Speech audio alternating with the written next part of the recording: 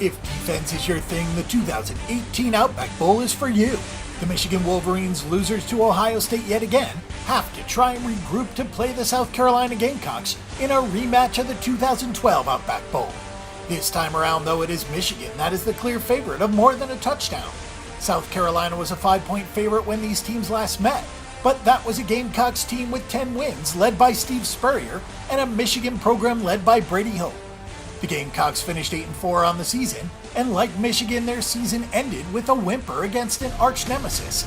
At least Michigan was somewhat competitive with Ohio State because South Carolina was nowhere near competitive with Clemson in the 34-10 rout.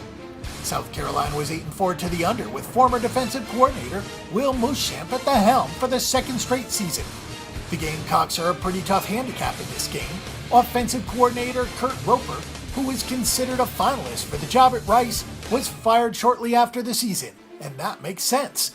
Roper has quarterback Jake Bentley, who compares to Connor Shaw with a little more arm talent.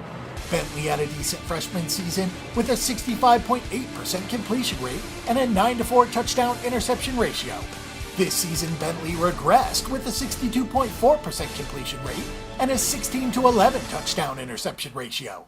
The Gamecocks only ran for 4 yards per carry and didn't have a run longer than 35 yards. Roper's firing was certainly deserved, as the Gamecocks managed just 5.2 yards per play last season and 5.5 yards per play this season as one of the slowest teams in the country from a tempo standpoint.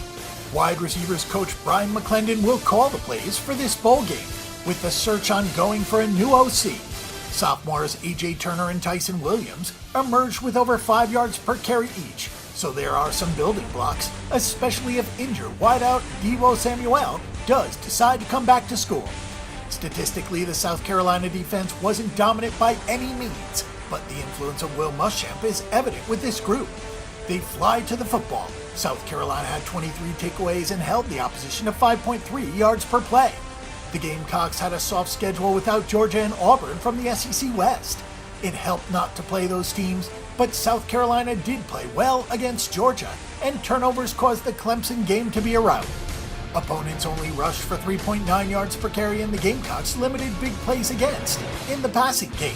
Defensive coordinator Travaris Robinson could be without his leader on defense, Bryson Allen Williams, but this Michigan offense isn't very good. The Michigan Wolverines went 8-4 straight up and 6-6 against the spread. The Wolverines were 7-5 to the over despite an average of just 43.9 points per game in their 12 games. The Michigan offense managed just 5.3 yards per play. In hopes of turning things around for next season, head coach Jim Harbaugh finally got a quarterback with some upside in Ole Miss transfer Shea Patterson, who is coming off a torn ACL. For the bowl game, it will be Brandon Peters, who missed the loss to Ohio State with a concussion. John O'Korn, the replacement, had no chance against the Buckeyes. Peters posted the best completion percentage at 57.8 and the best touchdown-interception ratio at 4-0. But the bar wasn't very high in either department. Michigan did rush for 4.5 yards per carry, with solid seasons from Karen Higdon with 6.3 yards per carry, and Chris Evans with 5.2. So that will be the focal point of this offense against the Gamecocks. Short yardage back Khalid Hill will get touches around the goal line. Michigan had 12.3 yards per catch, but nobody had more than 30 catches during the season. It has to be killing an ex-NFL quarterback to have an offense like this. Michigan scored over 40 points per game last season and had 5.9 yards per play. Things did not go nearly that well this season. On the upside, the Michigan defense was one of the best in the country. The Wolverines held the opposition to just 4.5 yards per play and less than 270 yards per game on the season. The secondary was particularly good, as opposing quarterbacks only completed 47.6% of their passes for an average of 143 yards per game.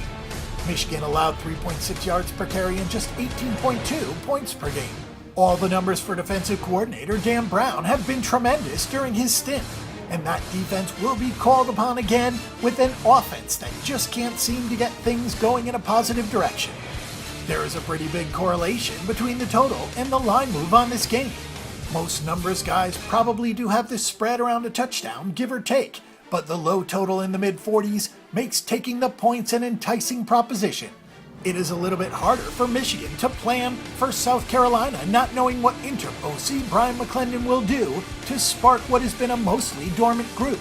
In what should be a low-scoring game, the points are the way to look, so our pick and prediction is for the South Carolina Gamecocks plus the 7.5 points.